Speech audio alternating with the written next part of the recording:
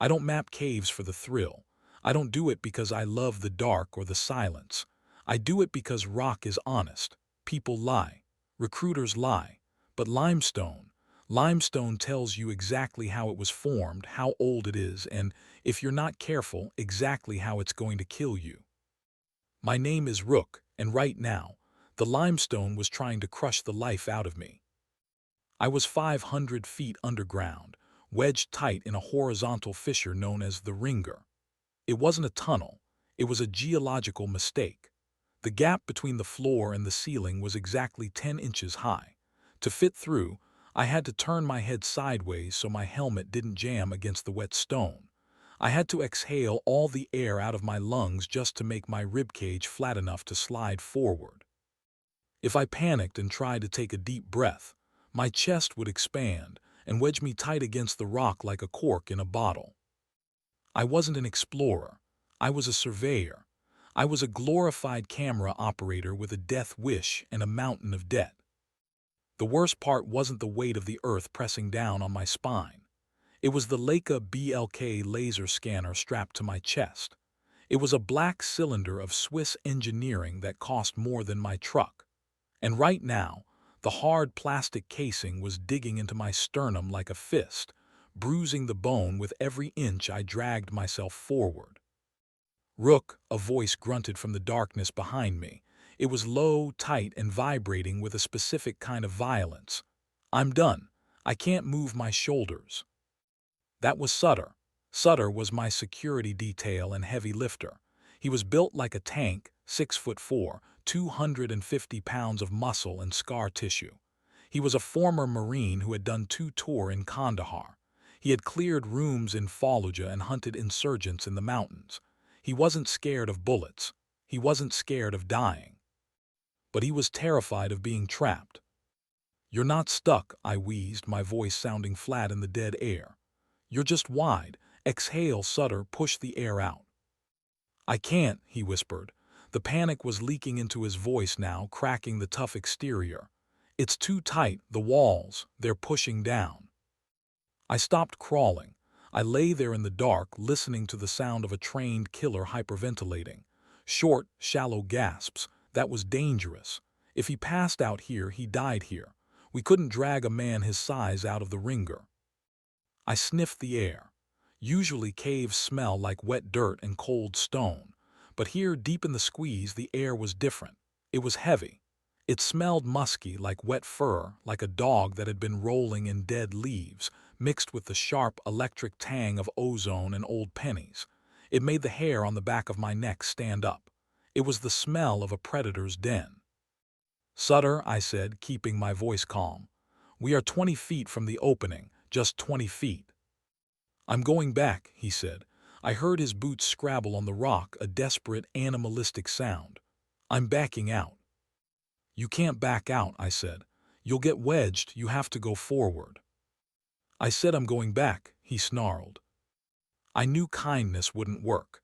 You can't hug a man through a rock wall, and you can't reason with PTSD when the walls are closing in. He was back in a tunnel in the desert. He was back in the place that broke him. I had to break him in a different way. I had to use the emotional leverage I had been saving. "Go ahead," I said, my voice cold and sharp as a knife. "Go back. Crawl back to the surface, Sutter. But tell me, what are you going to tell your landlord when you get there?" The scrabbling stopped. "You didn't take this job because you like caves," I continued, twisting the knife. "You took it because of the debt. You took it because the Corps gave you a dishonorable discharge and stripped your pension. You have nothing, Sutter. No rank, no money, no house." It was cruel, it was blackmail. I was taking his shame, the one thing he tried to hide from the world, and I was rubbing his nose in it. "If you stop now," I hissed, "you don't get the bonus, you don't get the hazard pay. You go back to sleeping in your truck. Is that what a hero does? Heroes pay their bills, Sutter. Cowards run away." Silence stretched in the dark. The only sound was the wet drip of water and the heavy, ragged breathing of the big man behind me. I waited. I wondered if I had pushed him too far. I wondered if he was going to reach forward and crush my skull with his massive hands. Then I heard a long, shuddering exhale. It was the sound of a man surrendering to his own misery. "Damn you, Rook," he growled. "Damn you to hell." But then I heard the sound I needed. The sound of fabric scraping against stone. He was moving. He was using the anger to override the fear. He was pushing forward. "Good," I whispered to the dark. "Keep moving, stay angry. Anger keeps you alive." I pulled myself forward, ignoring the pain in my chest. The smell of wet fur was getting stronger now, overpowering the smell of the limestone. We were getting close to the void. I just hoped that whatever was waiting for us on the other side was worth the price of our souls, because I had just sold mine to get us there. I pulled myself out of the crushing grip of the ringer and rolled onto the cold, hard stone of the ledge. My lungs screamed as they finally expanded, sucking in the stale air. It felt like my ribs were snapping back into place after being flattened by a steamroller. I scrambled away from the crack, dragging the expensive scanner with me, and aimed my light back at the hole. "Sutter," I hissed, "you're clear, move up." I expected him to come out crawling. I expected him to be shaking, maybe vomiting from the adrenaline crash. I had just verbally assaulted him, stripped away his dignity, and forced him through his worst nightmare. I expected a broken man. I was wrong. Sutter slid out of the fissure like a piston. He didn't roll over and gasp. He planted his boots, stood up in a single fluid motion, and unclipped the heavy-duty tactical light from his chest rig. "Sector left clear," he muttered, his voice devoid of the panic that had choked him seconds ago. He swept the beam across the darkness. "Sector right clear." The change was terrifying. The shivering wreck I had bullied in the tunnel was gone. In his place was the Marine who had kicked down doors in Kandahar. The claustrophobia was a glitch, but now that he was in open space, the software had rebooted. He wasn't scared anymore. He was working. "You okay?" I asked, standing up and brushing the limestone dust off my knees. He didn't look at me. He was staring out into the black void beyond the ledge, his jaw set like granite. "Just do the job, Rook. Map the room. Let's get the money and get out." He didn't forgive me. I could hear it in his tone. I had saved his life by hurting him, and he hated me for it. That was fine. I didn't need a friend. I needed a bodyguard. I turned away from him and looked at where we were. My headlamp, which could usually light up a football field, cut a narrow cone through the gloom and then simply died. The light didn't hit a wall. It didn't hit a ceiling. It was swallowed by a darkness so thick it felt heavy. "It's massive," I whispered. The air here was different. In the tunnel it had smelled musty. Here in the open the smell was overpowering. It hit the back of my throat like a physical weight, a thick, heavy stench of wet fur and musk. It smelled like a wet dog that had been sleeping in a damp basement for 100 years. It was mixed with a sharp, metallic tang like ozone or copper. "You smell that?" Sutter asked, not taking his eyes off the dark. "Yeah," I said, "sulfur, methane." "No," Sutter said, his hand drifting toward the zipper of his heavy gear bag. "That's not gas. That's biology. Something lives down here." I ignored the knot forming in my stomach and set up the tripod. I unbuckled the Leica BLK scanner from my chest. It was a sleek black cylinder, the pinnacle of Swiss engineering. I leveled the legs, checking the bubble to make sure it was perfectly flat. "Initiating scan," I said, tapping the command on my wrist tablet. The machine hummed to life. A ring of green LEDs spun up, casting eerie, dancing shadows on the rock walls behind us. The head of the scanner began to rotate, faster and faster, until it was just a blur of motion. It was firing millions of invisible laser pulses per second out into the void, measuring the time it took for the light to bounce back. I watched the tablet screen. This was the moment of truth. The LIDAR strips away the shadows. It doesn't care about the dark. It only cares about geometry. The point cloud began to bloom on the screen. Millions of tiny white dots appeared, painting a 3D digital ghost of our reality. First, it mapped the ledge we were standing on, a jagged shelf of rock about 20 feet wide. Then the laser hit the void. Usually, the data fills in quickly. You see the stalactites, the flowstone, the chaotic curves of nature. The screen stayed black for a long time. The laser was traveling a long way before it hit anything. Range is maxed out, I muttered, adjusting the settings. 300 meters. Then the points appeared. My breath hitched. Sutter, I said, my voice trembling, come look at this.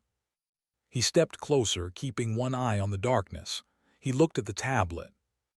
The point cloud wasn't painting a cave. It was painting a box. The walls opposite us were perfectly vertical. They met the floor at sharp, 90-degree angles. The corners of the room were precise. It looked like the inside of a massive, hollowed-out skyscraper buried underground. Nature doesn't make straight lines, Sutter said, stating the first rule of geology. No, I agreed, watching the floor resolve on the screen. It doesn't. But it was the elevation that made my blood run cold. We weren't standing on the floor of the anomaly. We were standing on a tiny balcony, high up on the wall. Look at the drop, I pointed to the data. The ledge ended right at our toes. Beyond it, there was nothing but a sheer, vertical drop. The floor of the chamber was over 300 feet below us. We were clinging to the side of a massive, artificial shaft, suspended in the dark above a floor that was littered with strange, jagged shapes. We have to go down there, Sutter asked, looking over the edge. That's where the anomaly is, I said. The gravity reading is coming from the center of that floor. Sutter didn't say anything. He just knelt down and unzipped his bag all the way. The sound of the heavy zipper echoed loudly in the silent, musky air. What are you doing? I asked. We need to repel. I'm not repelling with just a flashlight, Rook, he said, reaching into the bag. Not with that smell. He pulled out a piece of matte black metal, then another. He snapped them together with a practiced, mechanical click. It wasn't a climbing tool, it was a weapon. The sound of a heavy-duty zipper, unspooling, echoed through the cavern like a chainsaw. I flinched, nearly knocking over the $60,000 scanner. I turned around, my headlamp cutting through the gloom. Sutter was kneeling on the limestone ledge, his back to the drop. He wasn't looking at the massive, impossible box room I had just mapped. He didn't care about the geometry. He was focused entirely on the contents of his haul bag. What are you doing? I asked, my voice tight. We need to set anchors, we need to repel. Sutter ignored me. He reached into the bag and pulled out a long, matte black shape wrapped in oilcloth. He set it on the rock with a reverence I had never seen him use for climbing gear. Sutter, I said, stepping closer, is that contraband? He pulled the cloth away. It wasn't a climbing drill, it wasn't a survey tool. It was a shotgun, but not a hunting shotgun. It was a Kel-Tec KSG. It was a compact, bullpup tactical weapon that looked more like something from a sci-fi movie than a deer blind. It had 2 magazine tubes running under the barrel. Sutter picked it up, checking the action. Click-clack. The sound of the pump sliding home was loud, violent, and incredibly reassuring. 14 rounds, Sutter said, his voice calm and level. +1 in the chamber. 7 slugs in the left tube for stopping power. 7 buckshot in the right tube for spreading the hurt. Are you insane? I hissed, looking at the camera lens on my chest to make sure it was off. Strata-Corp has a zero-tolerance policy for weapons. If they find out you brought a firearm down here, they'll void the contract. They'll sue us for everything we have. They won't sue us, Sutter said, reaching back into the bag. He pulled out a box of shells and started thumbing them into the loading gate. Because they aren't going to check the bags. How do you know that? Because they didn't weigh them, he said, looking up at me. His eyes were hard, devoid of the panic that had crippled him in the tunnel. Think about it, Rook. You've done a dozen jobs for Strata. Do they ever skip the weigh-in? No. They count every ounce of gear to calculate the lift tension. But today, the foreman just waved us through. He didn't look. He didn't care. He stood up, slinging the shotgun over his shoulder on a single-point tactical sling. It hung across his chest, ready to be raised in a split second. Then he reached for the zipper of his coveralls. He pulled it down, revealing a chest rig strapped over his thermal shirt. Holstered right in the center of his chest was a blocky black pistol. "Glock 20, he said, tapping the grip. 10 auto. It's what the Danish special forces use to patrol for polar bears in Greenland. It punches through bone, thick hide, and gristle like it's paper." I stared at the arsenal he was carrying. You expected this, I realized. You didn't bring this because you were scared of the dark. You planned this. "I didn't plan for a cave," he corrected. "I planned for the pay grade." He walked to the edge of the cliff, his boots crunching on the loose gravel. He looked down into the 300-foot abyss where the smell of wet fur and ozone was drifting up. "Listen to me, Rook," he said, pointing into the dark. "I've been a contractor for 10 years. Standard hazard pay is double, just double. Strata-Corp offered us triple the standard rate plus a completion bonus that pays off my house." He turned back to face me, the red light of the scanner reflecting in his eyes. "Corporations don't give away money," he said. "They don't pay triple for a mapping job. They pay triple when they know the insurance premiums are too high to send their own guys. They pay triple when they know there's a high probability that the surveyors aren't coming back." I felt a cold chill that had nothing to do with the cave air. He was right. It was simple, brutal math. The bonus wasn't a reward, it was blood money. "So," I stammered, looking at the shotgun, "you think there's something down there?" "I don't think," Sutter said, racking the slide of his pistol to chamber a round. "I smell it. You smell it too. Wet dog, copper. That's not rocks, Rook, that's a den."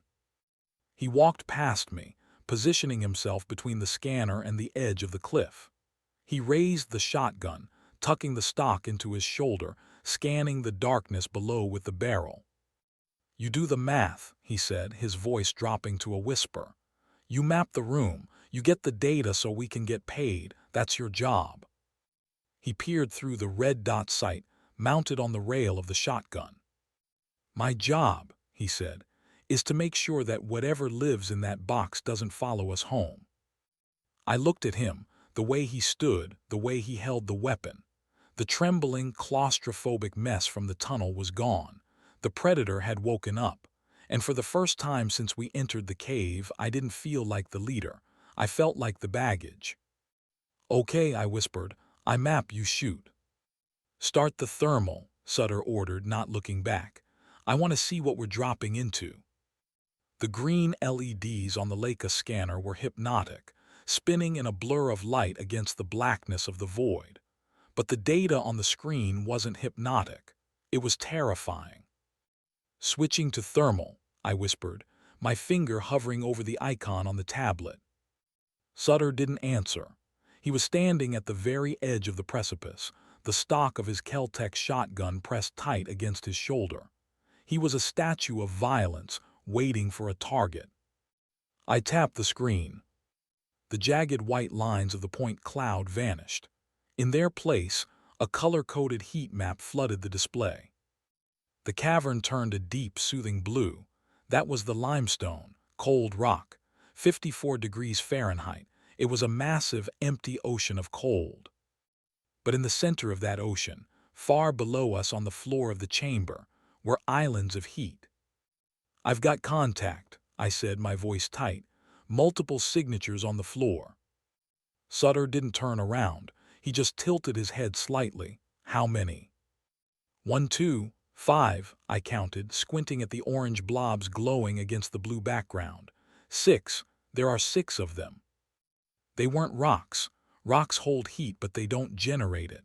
These shapes were bright orange at the core, fading to yellow at the edges. They were biological. They were alive. And they were big. I zoomed in. The resolution of the thermal sensor wasn't perfect at 300 feet, but the shapes were undeniable. They were quadrupeds. They were low to the ground, long and heavy. "Bears," I whispered. "Maybe cave bears." "Bears don't hunt in packs," Sutter said, finally lowering his weapon to look at the screen. He leaned over my shoulder, the smell of gun oil and nervous sweat radiating off him. "Show me the movement." I watched the screen. The orange blobs were moving in a slow, rhythmic circle around the base of the massive structure in the center of the room. They moved with a heavy, loping gait, a rolling motion of shoulders and hips. They weren't scurrying like rats. They were patrolling.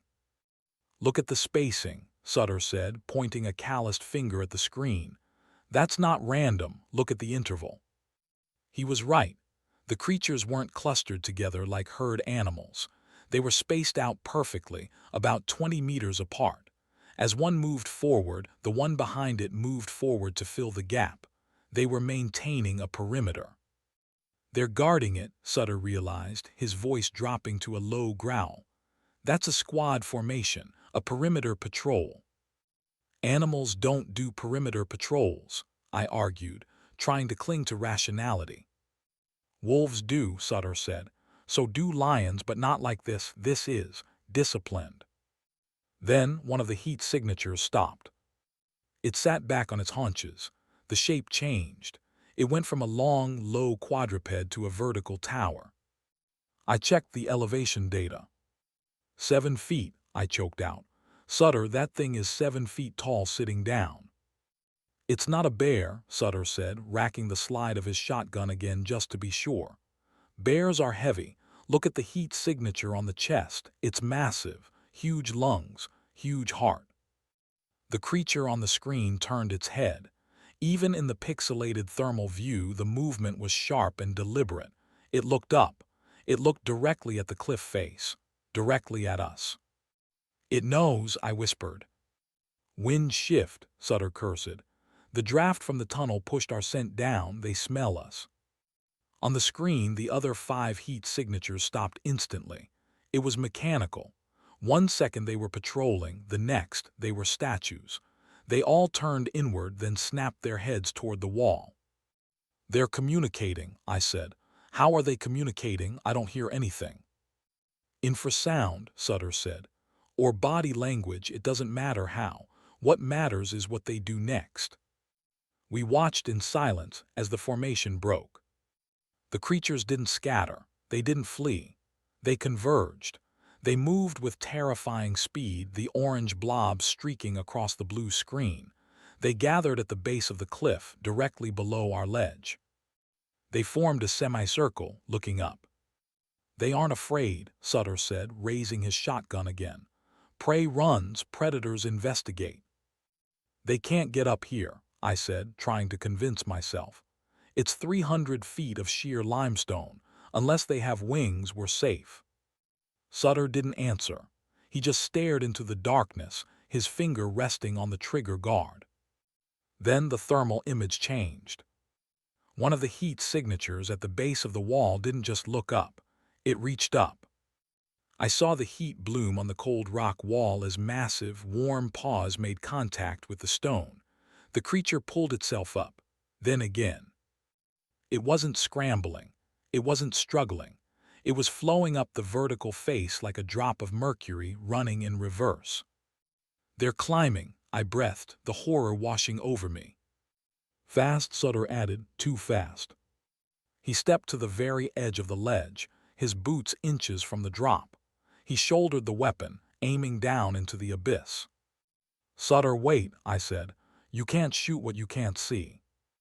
"I don't need to see them," he said, flicking the safety off. "I just need to feed them." He turned on the tactical light mounted to the barrel of his shotgun. The beam, blindingly bright, stabbed down into the shaft. It hit the wall. It illuminated the gray limestone, the cracks, the wet slime. And then 50 feet down, it hit white fur. I gasped. It was massive. It was covered in matted, filthy white fur that was stained red with clay. It was clinging to the wall with claws that looked like black obsidian knives, dug deep into the rock.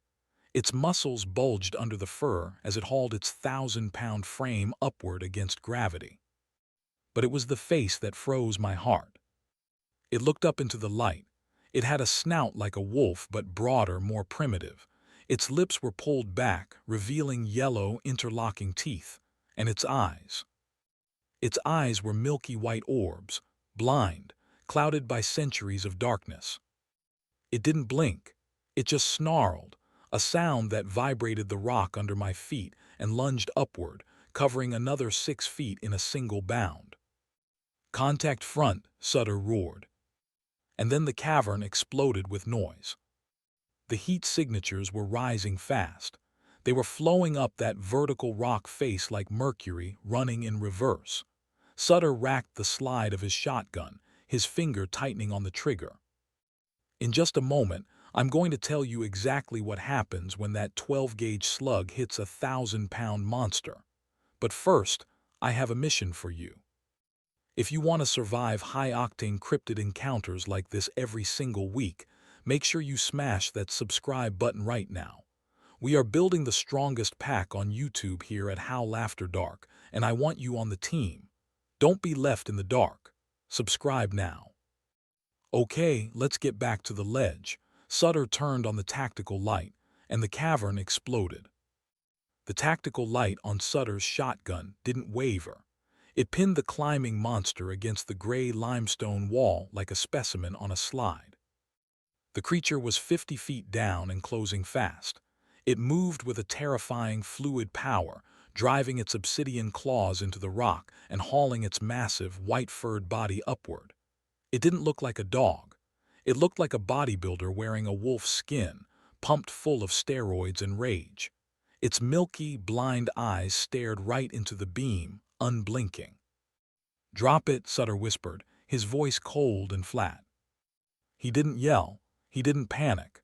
He just exhaled, squeezed the stock tight against his shoulder, and pulled the trigger. Boom! The sound wasn't just loud, it was physical. In the confined acoustics of the cavern, the muzzle blast felt like a slap to the face.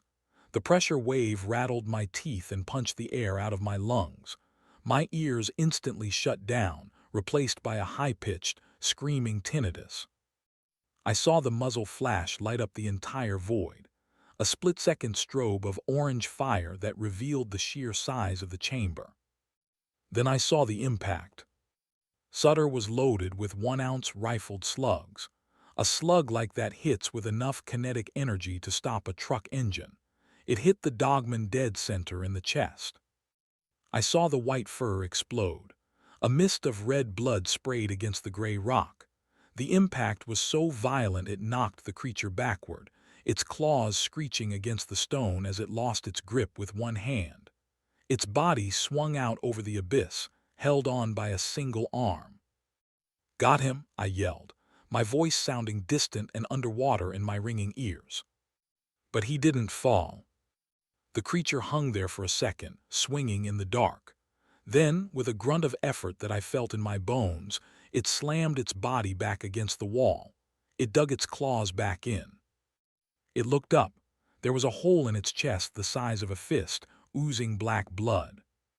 It didn't scream, it didn't whimper. It snarled, a wet, gurgling sound of pure fury, and lunged upward again. "It's still coming," I screamed, grabbing Sutter's shoulder. "Why is it still coming?" "Adrenaline," Sutter cursed, racking the pump. "Too much muscle mass. It didn't hit the spine." He fired again. Boom. The second slug took the creature in the shoulder. A chunk of white fur and meat flew off, exposing the bone. The impact spun the monster around, but it still didn't let go. It was climbing on pain now. It was climbing on hate. "It's a tank," Sutter roared, racking the slide again. "It's eating the lead." But the worst part wasn't the climber. It was the echo. The gunshots rolled through the massive cavern like thunder, bouncing off the walls, amplifying, telling every living thing in the dark exactly where we were. We had just rung the dinner bell. I looked down at the tablet strapped to my wrist. The thermal screen was glowing. "Sutter," I choked out, "the floor." The blue ocean of the cavern floor was gone. It was replaced by a sea of angry orange fire. The gunshot hadn't just angered the climber, it had woken up the hive. Dozens of heat signatures were pouring out of the cracks in the walls, out from behind the black archway, out from the shadows. They swarmed the base of the cliff like ants attacking a sugar cube. "How many?" Sutter yelled, not taking his eyes off the climber, who was now just 30 feet away. 50, I stammered. "Maybe more, they're all coming to the wall." I watched the screen in horror. The heat signatures weren't milling around. They were hitting the vertical rock face. One by one, the orange blobs started to rise. They were merging into a solid wave of heat, flowing up the cliff toward us. "We're overrun," I said, the panic finally taking the wheel. "Sutter, we can't fight 50 of them." Sutter fired a third time. Boom. This time the slug caught the lead climber in the throat. The creature's head snapped back, its neck obliterated. It went limp, peeling off the wall and plummeting silently into the darkness below. But as it fell, two more white shapes climbed into the beam of the light to take its place. "We have to move," Sutter said, backing away from the edge. His face was pale, sweat cutting tracks through the dust on his skin. He checked the ejection port of the KSG. "I have 11 rounds left. That's not enough for a war." "The ringer is blocked," I reminded him, my voice cracking. "We can't go back." "Then we go down," Sutter said. "Down?" I pointed at the swarm of monsters climbing up. "You want to rappel into that." "We don't rappel into them," Sutter said, reaching for his rope bag. "We rappel past them. We drop fast freefall speed and we break at the floor. It's the only way to get to the arch. The arch is the only cover." He looked at me, his eyes hard. "Can you do a combat descent, Rook, or are you going to freeze up on me?" I looked at the thermal screen. The wall of heat was rising fast. They would be at the ledge in less than 2 minutes. "I can do it," I lied. "Good," Sutter said, throwing his rope over the edge. "Because if you stop on that line, I'm cutting you loose." He wasn't joking. I could see it in his face. He was in survival mode, and in survival mode, dead weight gets dropped. "Go," he ordered, clipping into his line. "I'll cover the rear, drop now." I clipped my descender to the rope, took a breath of the musky, blood-scented air, and threw myself backward into the abyss. Gravity is a strange thing.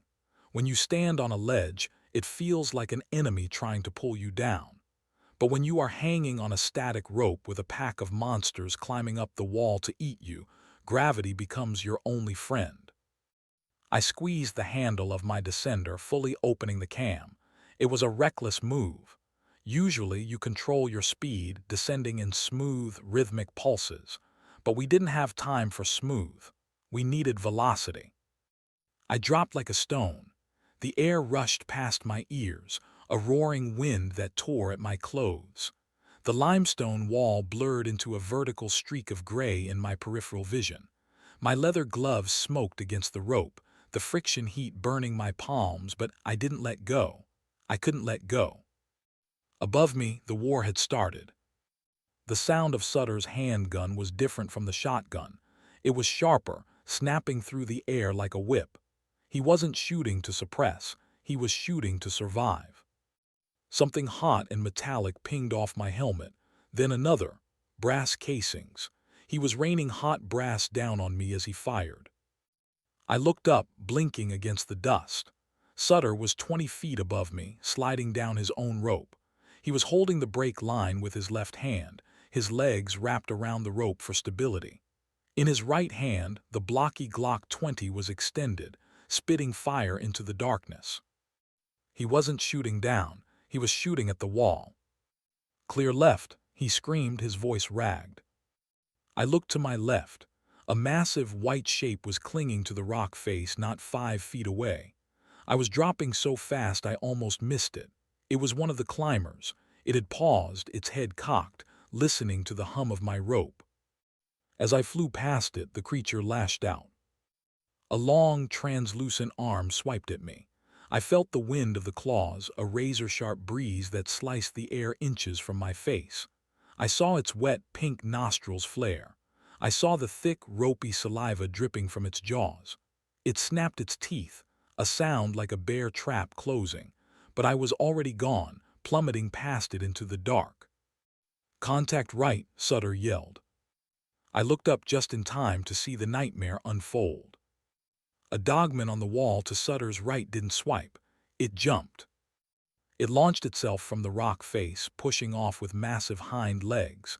It flew through the air, arms outstretched, aiming to intercept Sutter on the rope. It was a suicide move. It was trying to tackle him midair, to drag him down to the floor by pure weight. Sutter didn't flinch. He didn't try to swing away. He let the creature come. He pivoted on the rope, spinning his body to face the threat. He waited until the monster was airborne, until it couldn't change direction. 2 rounds of 10 motto. The first shot hit the creature in the shoulder, spinning it slightly. The second shot was perfect. It took the beast directly in the eye socket. The 10 round is designed to penetrate deep. It punched through the thin bone of the orbit and scrambled the brain. The creature stiffened in midair. Its momentum carried it forward, slamming into Sutter's legs, but the fight was gone. It was dead weight. Sutter kicked out, driving his boot into the creature's chest, shoving the corpse away. It tumbled past me, spinning silently into the abyss. It didn't scream. It was dead before it started falling. "Keep moving," Sutter roared, reloading the pistol with a fresh magazine from his chest rig. "Don't stop." I looked down. The floor was rushing up to meet us. But it wasn't the empty, black floor I had seen on the thermal scan minutes ago. The floor was moving. The thermal flares from the muzzle flashes illuminated a sea of white fur. There were dozens of them, maybe 100. They were swarming around the base of the ropes, looking up with those milky, blind eyes. They were waiting for the piñata to break. We were dropping straight into a meat grinder. "Sutter," I screamed, panic tightening my chest. "We can't land, they're everywhere." "Aim for the arch," he yelled back. "Swing for the arch." I looked at the massive black structure in the center of the room. It was glowing red in my mind's eye, radiating heat. The creatures were giving it a wide berth. There was a circle of empty ground around it, a no-man's land of safety. I kicked off the wall, pushing myself out into a pendulum swing. I needed to generate enough momentum to clear the pack and land in the hot zone. "Swing," Sutter commanded. I swung out. The rope groaned under the tension. I looked down at the carpet of monsters. They were snapping their jaws, jumping up, trying to snatch my boots out of the air. I was going to land hard. I was going to land fast. And if I missed the heat zone by even a few feet, I was going to be torn apart before I could unclip from the rope. I realized then that Sutter hadn't just brought me for the map. He brought me because you don't go into a kill box alone. He needed a second target. He needed bait. "Brace for impact," he yelled. I let the rope run through my gloved hand, praying the heat of the friction wouldn't melt the nylon, and dropped the last 50 feet into the center of the horde. I hit the ground with the grace of a sack of cement dropped from a second-story window. My boots sank deep into the floor, but there was no solid thud of impact. Instead, the ground swallowed my feet. It was soft, shifting under my weight like loose sand. I rolled to absorb the momentum, scrambling to unclip the carabiner from my harness. My hands were shaking so violently I could barely work the gate. I ripped the rope free just as a white blur lunged from the darkness, snapping its jaws inches from my face. "Move, Rook," Sutter screamed. He landed beside me a second later, hitting the ground in a combat roll. He came up with the shotgun shouldered, firing before he even stopped moving. Boom! The muzzle flash lit up the floor. I looked down. I wasn't standing on sand. I was standing on a carpet of black dust mixed with thousands of white shards. Ribs, femurs, skulls. It was a graveyard. We had rappelled into a bone pit that was 3 feet deep. "The arch," Sutter roared, racking the pump of the Keltec. "Go, go, go." I scrambled to my feet, my boots slipping on the rolling bones of whatever had died down here before us. I sprinted toward the massive obsidian structure in the center of the room. It was glowing red in my mind, a beacon of heat in the cold dark. It was 50 yards away. It might as well have been 50 miles. To my left, the darkness was alive. The dogmen weren't running like men. They had dropped to all fours. They moved with a terrifying, fluid speed, their massive shoulders rolling like pistons. They looked like white torpedoes cutting through the black water of the cavern.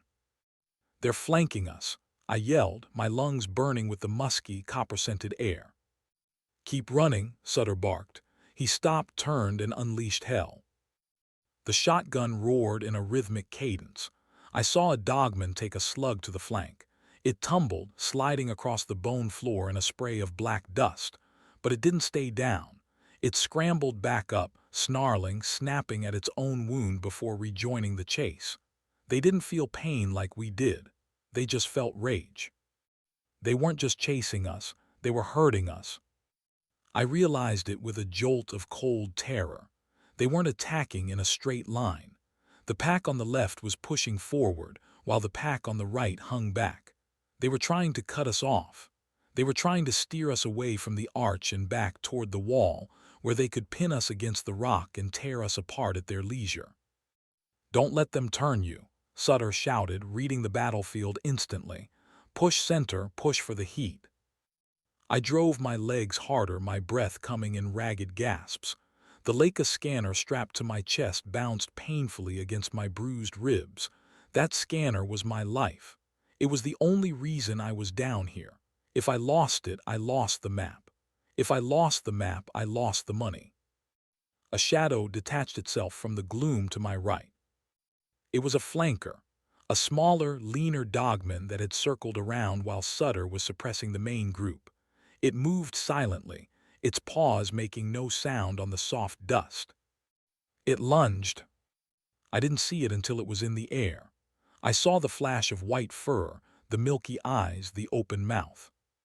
I twisted violently to the left, throwing my shoulder forward. The impact felt like being hit by a baseball bat. The creature slammed into my back. Its claws raked across my pack. I felt the heavy canvas tear like tissue paper. I felt a sickening crunch as something hard and plastic shattered. The force of the blow threw me face first into the bone dust. I slid 5 feet, spitting grit. "Rook," Sutter turned, leveling the shotgun. Click. Empty. He didn't hesitate. He dropped the shotgun to its sling and drew the Glock 20 from his chest in a blur of motion. He fired 4 rounds in rapid succession. The dogman standing over me jerked as the 10 rounds punched into its chest. It snarled, swiping at the air, and backed off, disappearing into the gloom.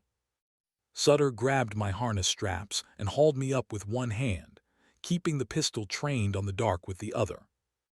"Get up," he screamed. "We're almost there." We stumbled the last 10 yards, crashing into the zone of intense heat radiating from the arch. It hit us like a physical wall, a blast of hot, dry air that instantly evaporated the sweat on my face. We collapsed against the base of the black obsidian block, gasping for air. I spun around, waiting for the killing blow. But they didn't come. The pack had stopped. They were forming a semicircle about 20 feet away, just outside the invisible line where the temperature spiked. They paced back and forth, huffing and snarling, their white fur bristling. They wanted us, but they hated the heat more. "Reloading," Sutter wheezed, dropping the empty magazine from his pistol and slamming a fresh one home. "Check the gear. Are you bit?" I ignored my own body. I didn't check for blood. I didn't check for broken bones. I swung the pack off my shoulder and ripped it open. My hands were shaking as I pulled out the scanner. The casing was slashed. 3 deep gouges ran across the black plastic, exposing the circuit boards underneath. The lens housing was cracked. "No," I whispered, the despair hitting me harder than the monster. "No, no, no." I pressed the power button. Nothing. "Is it dead?" Sutter asked, his eyes scanning the perimeter of monsters waiting for us in the dark. It's damaged, I said, my voice cracking. The battery housing is crushed. I looked at the screen on my wrist. The connection light was blinking red. Signal lost. But then I saw the memory icon. It was solid green. The card, I breathed. The SD card is internal. It's still recording the buffer. I looked up at Sutter. He was bleeding from a cut on his forehead. His shotgun was empty. He was down to 2 magazines for the pistol. We were trapped 500 feet underground, surrounded by a pack of prehistoric monsters, huddled against a radioactive rock for warmth. And all I could think about was the invoice. We have the map, I said, a hysterical laugh bubbling up in my throat. Sutter, we still have the map. We can still get paid. Sutter looked at me like I was insane. He pointed the pistol at the wall of white fur waiting in the dark. Money doesn't matter if we're dog food, Rook, he said. Look at them. They aren't leaving. They're waiting for the battery to die. He was right. The heat from the arch was keeping them back, but the heat was also cooking us. And out in the darkness, beyond the circle of light, I heard a sound that made the other dogmen whimper and step aside. Something big was coming, something heavy. Here comes the boss, Sutter whispered, tightening his grip on the gun. The heat radiating from the black Obsidian Arch was cooking us alive. It wasn't just warm, it was a physical assault. My skin felt tight and dry, like old parchment. The sweat evaporated the second it touched my forehead. We were trapped in a thermal bubble, safe from the monsters because they couldn't stand the temperature, but slowly dying from dehydration ourselves. Reload, Sutter croaked, his voice rasping like sandpaper. He didn't look at me. He was staring out into the darkness where the circle of milky white eyes was watching us. His hands, usually steady as rocks, were trembling slightly as he pulled shotgun shells from the carrier on his vest. Click-clack, click-clack. He shoved the shells into the magazine tubes of the Keltec KSG. I've got 5 slugs left, he whispered, and 2 mags for the Glock, that's it. That's all the lead we have. It's not enough, I said, clutching the broken scanner to my chest. There are dozens of them. It has to be enough, Sutter snapped. Because I'm not dying in a hole, Rook. I promised my girl I'd come home. I'm not breaking that promise for a rock. It was the first time he had mentioned a girl. Not a wife, not kids, just my girl. The vulnerability cracked through his armor for a second, a flash of the human being beneath the soldier. It made the situation worse. It raised the stakes. If he died, he wasn't just a casualty, he was a broken promise. Then the circle of eyes parted. The smaller dogmen, the 7-footers, whimpered and backed away, pressing their bellies into the bone-dust floor. They were making way for royalty. Heavy footsteps shook the ground. A shape emerged from the gloom. It stepped into the edge of the light, and my breath caught in my throat. It was an alpha. It stood on 2 legs, towering over the others. It had to be 9 feet tall. Its shoulders were as wide as a doorway, covered in thick, matted white fur that looked like armor plating. Scars crisscrossed its chest and snout, old, pink lines where claws and teeth had failed to kill it. But it wasn't the size that made me gag. It was the trophy. Embedded deep in the muscle of its left trapezius was a rusted piece of metal. It was the blade of a machete.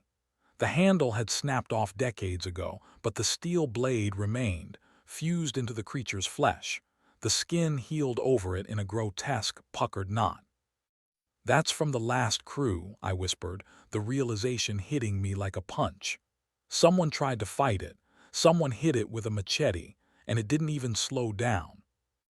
The alpha stepped closer. It entered the heat zone. I could smell the fur singing, the scent of burning hair mixing with the musk. It didn't flinch. It stared at us with eyes that weren't milky white like the others. They were amber, glowing, hateful amber it could see. Back up, Sutter ordered, raising the shotgun. Back up or I put you down. The alpha tilted its head. It looked at the shotgun. It looked at Sutter. Then it opened its jaws, revealing teeth the size of railroad spikes. It laughed. It wasn't a human laugh. It was a deep, chuffing sound that came from deep in its chest. It was mocking us. It knew what a gun was. It had eaten men with guns before. "Die," Sutter snarled. He pulled the trigger. Boom! At 10 feet, a 12-gauge slug should have blown a hole through the creature the size of a grapefruit. The alpha didn't drop. The slug hit it square in the chest. I saw the fur ripple. I saw a puff of dust. But the muscle mass was so dense, the hide so thick, that the lead just flattened against the ribcage. It was like shooting a Kevlar vest with a BB gun. The creature roared, a sound that shattered the air pressure in the room, and charged. "Sutter, move!" I screamed. Sutter tried to rack the slide for a second shot, but he was too slow. You can't fight a hurricane with a pump action. The alpha covered the distance in one stride. It didn't bite. It didn't claw. It swung its massive arm in a backhand motion like a man swatting a fly. The blow caught Sutter across the chest. I heard the crack of ribs breaking. I saw a 250-pound man lift off the ground as if he weighed nothing. Sutter flew 10 feet through the air, slamming back first into the obsidian rock of the arch. He hit with a sickening wet thud and slid down the wall, leaving a streak of blood on the black glass. The shotgun clattered across the floor, spinning out of reach, sliding into the darkness near the pack. "Sutter," I lunged for him. He was gasping, his eyes unfocused. He tried to reach for his pistol, but his arm hung limp at his side. His shoulder was dislocated. He was broken. The alpha stood over us, its chest heaving, steam rising from its burning fur. It looked down at me, the little surveyor with the broken camera. It grinned, saliva dripping from its jaws onto my boots. It wasn't in a rush. It had disarmed the soldier. Now it was just playing with the food. I looked at Sutter, bleeding and broken against the rock. I looked at the monster. I looked at the darkness closing in. I didn't have a gun. I didn't have a knife. I was a scientist. I solved problems with math and physics. And as I looked at the alpha's open mouth, roaring in triumph, I remembered the one piece of equipment I still had. The battery. The alpha loomed over me, a tower of white fur and muscle that blocked out the rest of the cavern. It smelled of sulfur and old, dried blood. Its amber eyes bore into me, intelligent and cruel. It wasn't just an animal, it was a sadist. It had taken out the threat, Sutter, and now it was savoring the helplessness of the leftover meat. Sutter was groaning against the base of the arch, trying to push himself up with one arm. "Shoot it," he rasped, delirium clouding his voice. "Rook, the gun." The gun was gone. It was 10 feet away, kicked into the darkness by the creature's massive foot. I was defenseless. Or so it thought. I looked down at the broken Leica scanner in my hands. The casing was shattered, the lens crushed, but the battery housing was intact. It was a high-capacity lithium-ion block, dense and heavy. I knew the chemistry. Lithium is unstable. If you puncture the cells and expose the lithium to oxygen, it doesn't just burn. It reacts violently. It creates a thermal runaway, a self-sustaining fire that burns at over 3,000 degrees. It wasn't a battery anymore. It was an incendiary explosive device. The alpha took a step forward, raising a claw to gut me. "Hey," I screamed, my voice cracking. "Look at me, you ugly son of a bee." The creature paused. It tilted its head, confused by the prey barking back. It opened its jaws to roar, to assert its dominance, to deafen me before the kill. That was the mistake. I pulled the heavy battery block from the scanner. I grabbed the shard of sharp plastic from the broken casing, a jagged piece of the lens housing. "Eat this," I whispered. I drove the plastic shard into the battery terminals with all my strength. Crunch. I felt the cells rupture. I heard the hiss of escaping gas. The block instantly started to vibrate and heat up in my hand. I lunged forward. I didn't throw it, I slammed it. I shoved the hissing, smoking black brick directly into the alpha's open mouth, driving my hand past the rows of teeth, shoving it deep into the soft tissue of the throat. The creature gagged. Its eyes went wide.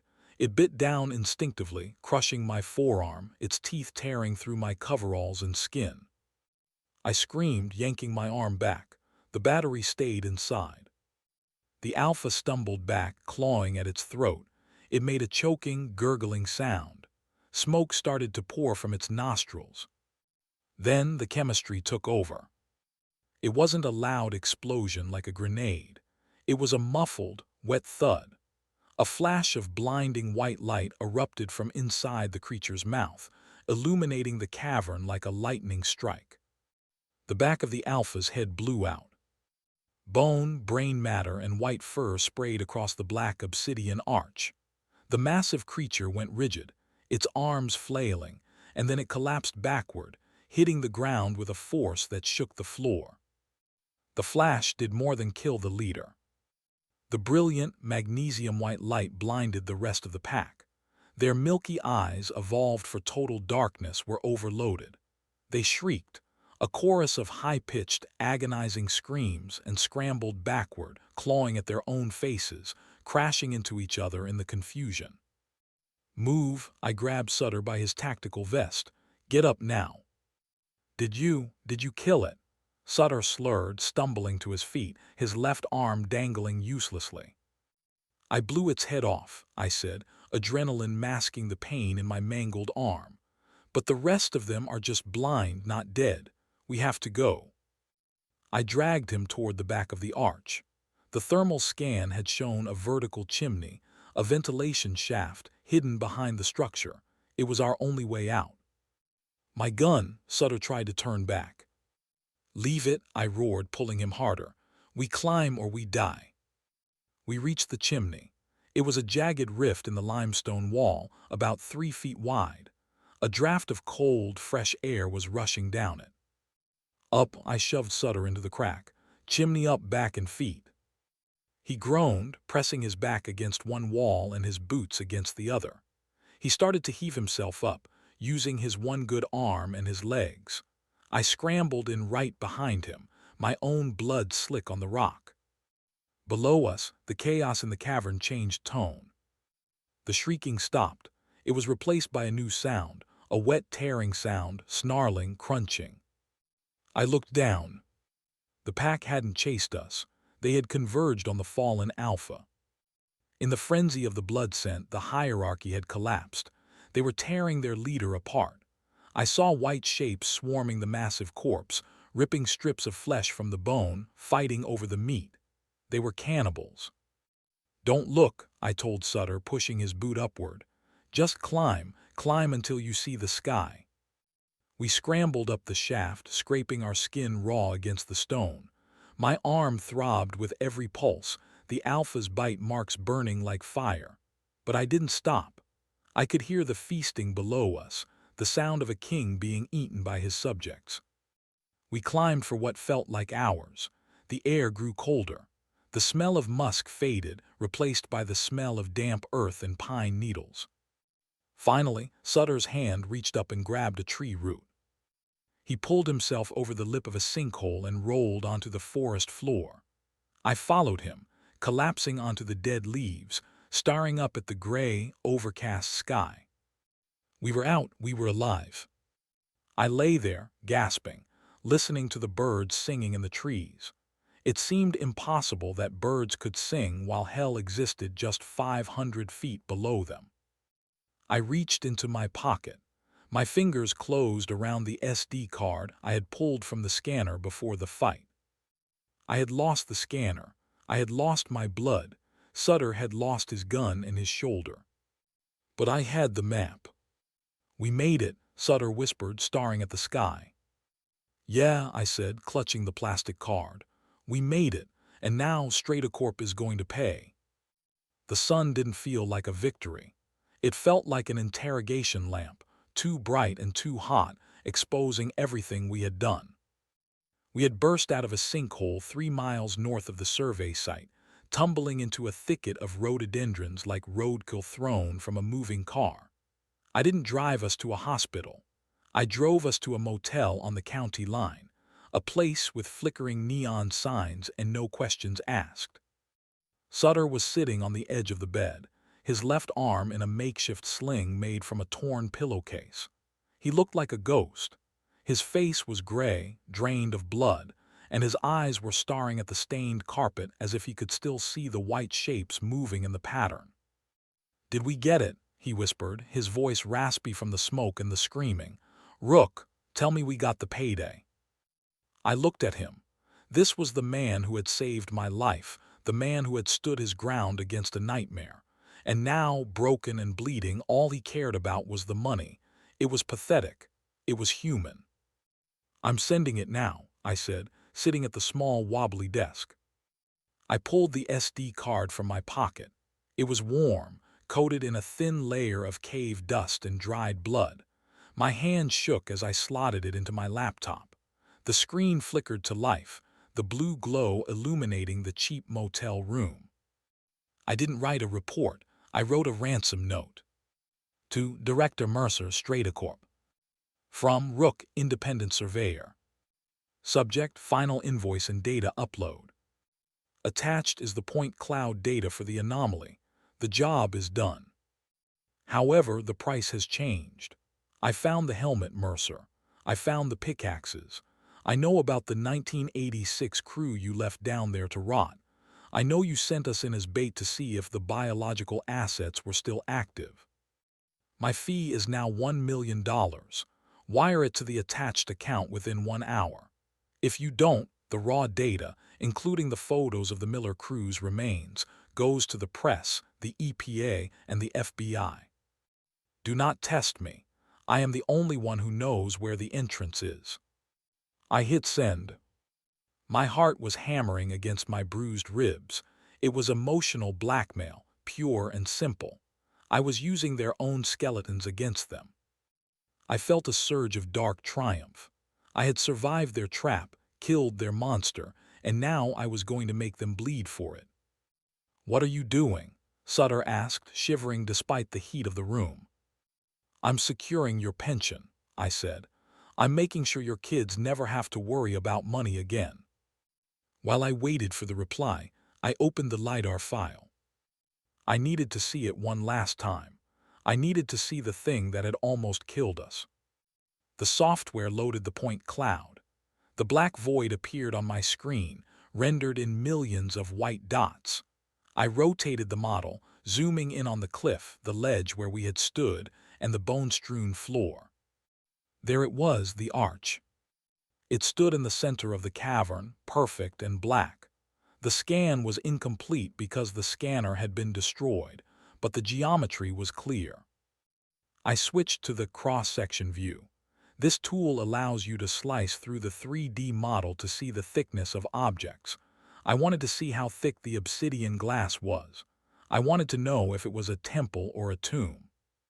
I dragged the slider. The digital knife sliced through the virtual rock. I stopped breathing. "Sutter," I said, my voice barely audible, "come look at this." "I don't want to look," he moaned, leaning back against the headboard. "Look." On the screen, the cross-section revealed the truth. The arch wasn't a freestanding structure. It wasn't a doorway built on top of the cavern floor. The black glass went down. It went down through the limestone floor. It went down through the bedrock. It went down deeper than the scanner's range could reach. It wasn't an archway. It was the top of a handle. "It's a plug," I whispered, the realization making the room spin. "It's a stopper." I toggled the thermal data back on. The red glow wasn't coming from the structure itself. The heat was bleeding out from the edges, where the black glass met the surrounding rock. The realization hit me like a physical blow. The Dogmen, the way they patrolled, the way they circled the arch but never touched it. I had thought they were worshipping it. I thought they were guarding it to keep intruders out. But the thermal pattern showed something else. There were patches of cool mud packed around the base of the plug, fresh mud, hand-packed mud. They weren't worshipping it, I realized, horror washing over me. They were patching it. They were trying to keep it sealed. The heat wasn't an energy source. It was pressure. Something under that plug was hot. Something under that plug was trying to push its way up. And the dogmen, they were the maintenance crew. They were the jailers. The alpha, the scars, the machete in his shoulder. He hadn't fought intruders for sport. He had fought anything that tried to break the seal. He was the warden. And I had just blown his head off. The laptop pinged, a new email. I jumped, knocking my coffee cup onto the floor. It shattered, brown liquid spreading like a stain. I clicked the notification. The reply from Strata-Corp was instantaneous. There were no negotiations, no lawyers, no threats. To Rook. From Director Mercer, Strata-Corp. Subject RE. Final invoice and data upload. Transfer of $1 million complete. Check your account.